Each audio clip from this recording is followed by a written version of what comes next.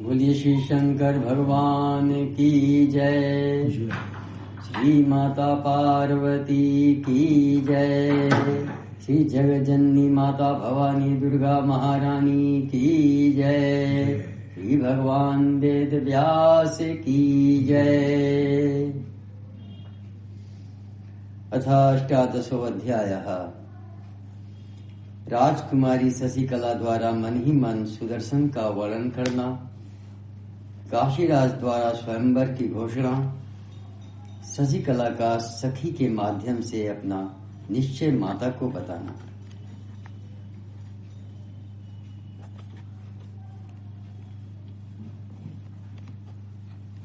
व्यास जी बोले, उस ब्राह्मण का वचन सुनकर सुंदरी शशिकला प्रेम विभोर हो गई और वह ब्राह्मण इतना कहकर शांत भाव से उस स्थान से चला गया।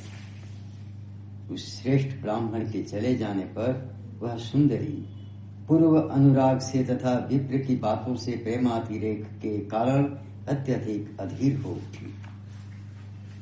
तदनंतर उस शशिकला ने अपनी इच्छा के अनुसार चलने वाली एक सखी से कहा कि रस से अनभिज्ञ तथा उत्तम कुल में उत्पन्न उस राजकुमार के विषय में सुनकर मेरे शरीर में विकार उत्पन्न हो गया है।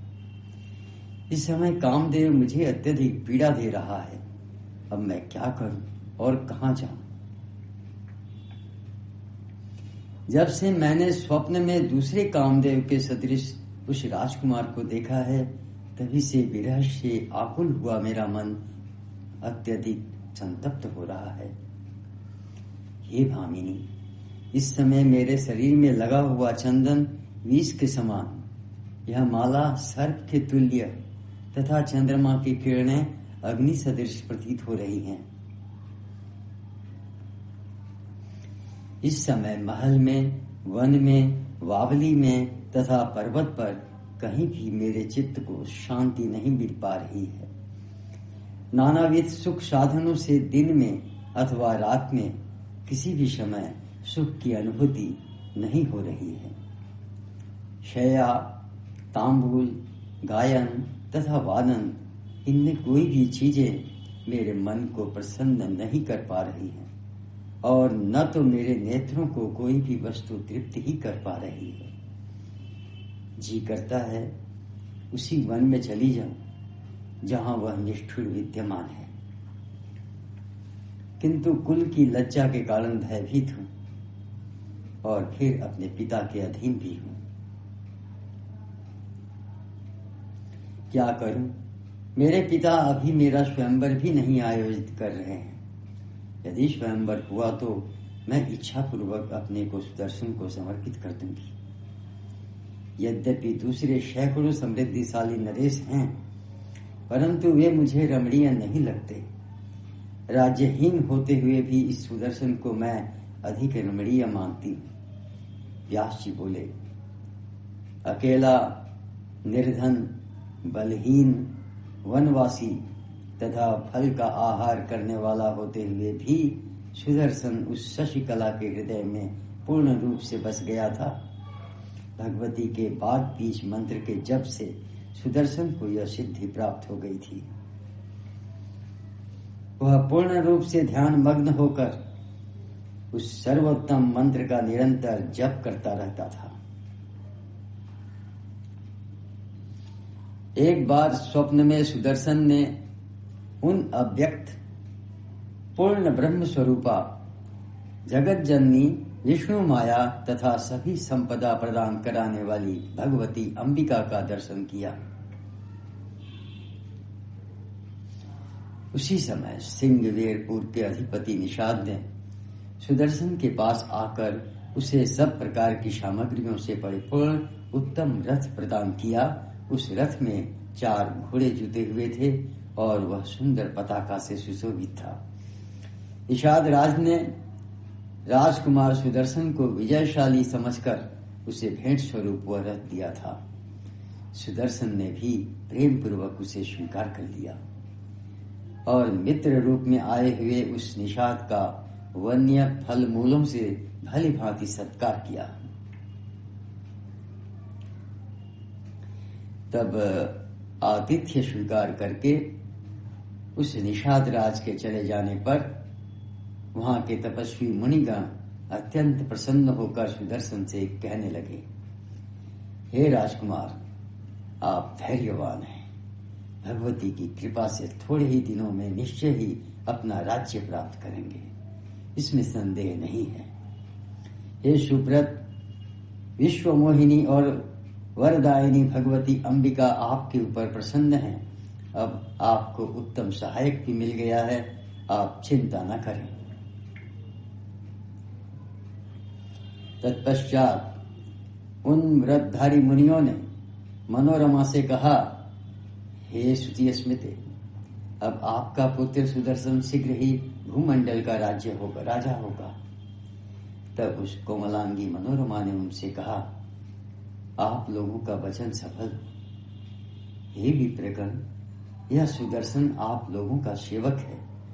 सच्ची उपासना से सब कुछ संभव हो जाता है, इसमें आश्चर्य ही क्या।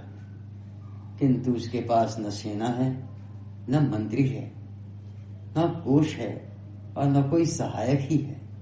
ऐसी दशा में किस उपाय से मेरा पुत्र राज्य पाने के योग्य बन सकता है?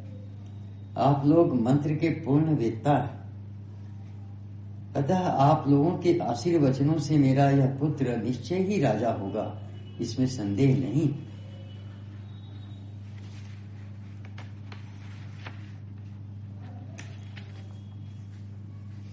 व्यास जी बोले, रथ पर सवार होकर मेधावी सुदर्शन जहां भी जाता था वहां वह अपने तेज से एक अक्षौहिणी सेना से आवृत प्रतीत होता था। हे भूप, यह उस बीज मंत्र का ही प्रभाव था, दूसरा कोई कारण नहीं, क्योंकि वह सुदर्शन सर्वदा प्रसन्नता पूर्वक उसी मंत्र का जप किया करता था। जो मनुष्य किसी सद्गुरु से कामराज नामक अद्भुत बीज मंत्र ग्रहण करके शांत होकर पवित्रता पूर्वक उसका जप करता है, वह अपनी सभी कामनाएं पूर्ण कर लेता है।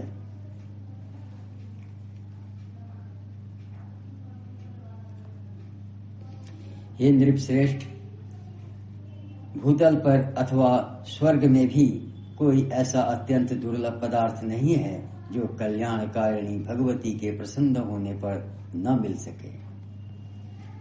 वे महान मूर्ख, भाग्यहीन तथा रोगों से व्यथित होते हैं, जिनके मन में जगदम्बा के अर्चन आदि में विश्वास नहीं होता। हे गुरुनंदन, जो भगवती युग के आदि में सब देवताओं की माता कही गई थी, इसी कारण आदि माता इस नाम से विख्यात हैं। वे ही बुद्धि, कीर्ति, धृति, लक्ष्मी, शक्ति, श्रद्धा, मति और स्मृति आदि रूपों से समस्त प्राणियों में प्रत्यक्ष दिखाई देती हैं। जो लोग माया से मोहित हैं, वे उन्हें नहीं जान पाते। कुतर्क करने वाले मनुष्य उन भुवनेश्वरी भगवती शिवा का भजन नहीं करते। ब्रह्मा, विष्णु, शिव, इंद्र, वरुण, यम, वायु, अग्नि, कुबेर, त्वष्टा, पूषा, दोनों अश्वनी कुमार, भग, आदित्य, वसु, रुद्र, विश्वेदेव एवं मरुदगण, ये सभी देवता सृष्टि पालन तथा संहार करने वाली उन भगवती का ध्यान करते हैं। कौन ऐसा विद्वान है जो उन परमात्मिका शक्ति की आराधना न करता? सुदर्शन ने सभी कामनाओं को पूर्ण करने वाली उन्हीं कल्याणकारिणी भगवती को जान लिया था। वे विद्या तथा अविद्या स्वरूपा भगवती ही ब्रह्म है और अत्यंत दुष्प्राप्य है। वे पराशक्ति योग द्वारा ही अनुभव गम्य है और मोक्ष चाहने वाले लोगों को विशेष प्रिय है।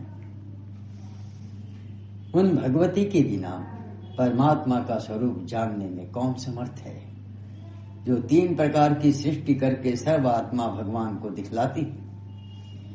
उन्हीं भगवती का मन से सम्यक चिंतन करता हुआ राजकुमार सुदर्शन राज्य प्राप्ति से भी अधिक सुख का अनुभव करके वन में रहता था।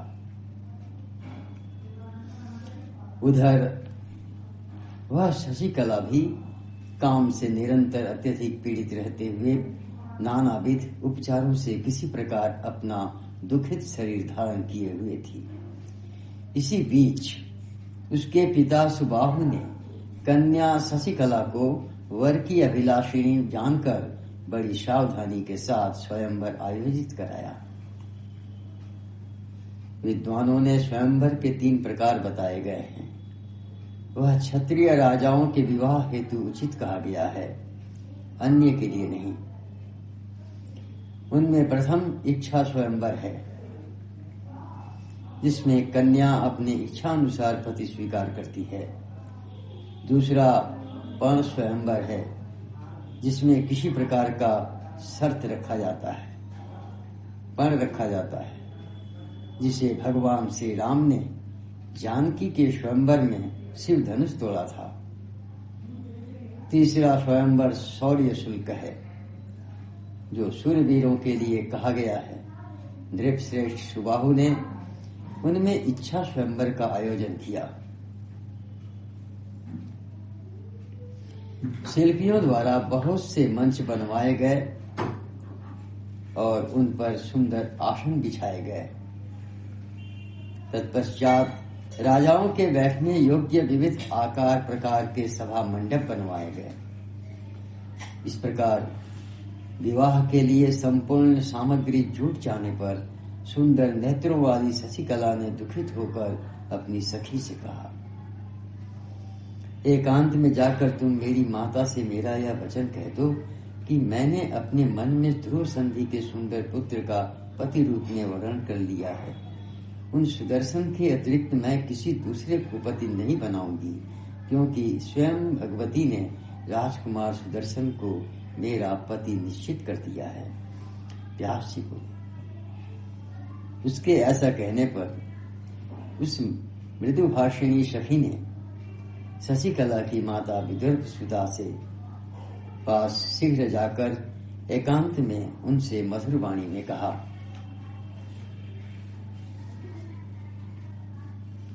हे साध्वी,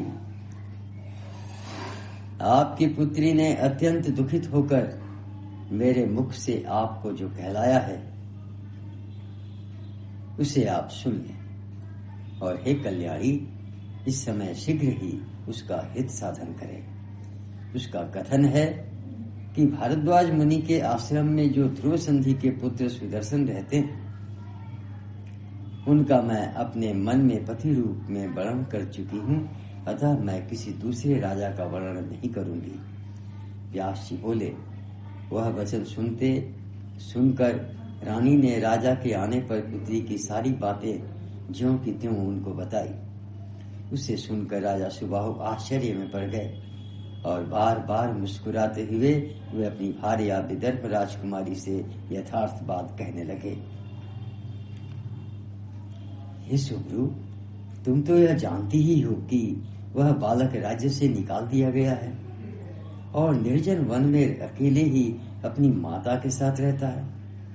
उसी के लिए राजा वीरसेन युधाजित के द्वारा मार डाले गए। हे सुनैने, वह निर्धन योग्य पति कैसे हो सकता है? तुम यह बात पुत्री शशिकला से कह दो कि बड़े से बड़े प्रतिष्ठित राजा उस स्वयंवर में आने वाले हैं, अतः उनके प्रति ऐसी अप्रिय बात वह कभी भी न बोले। श्रीमद्देवी भागवते महापुराणे अष्टादश सहस्रायाम संहितायाम तृतीय स्कंदे शशिकलया मातरम प्रति संदेश प्रेषणम नामाष्टदशो अध्यायः। बोलिए श्री शंकर भगवान की जय, श्री माता पार्वती की जय, श्री जगत जननी माता भवानी दुर्गा महारानी की जय, श्री भगवान वेद व्यास की जय।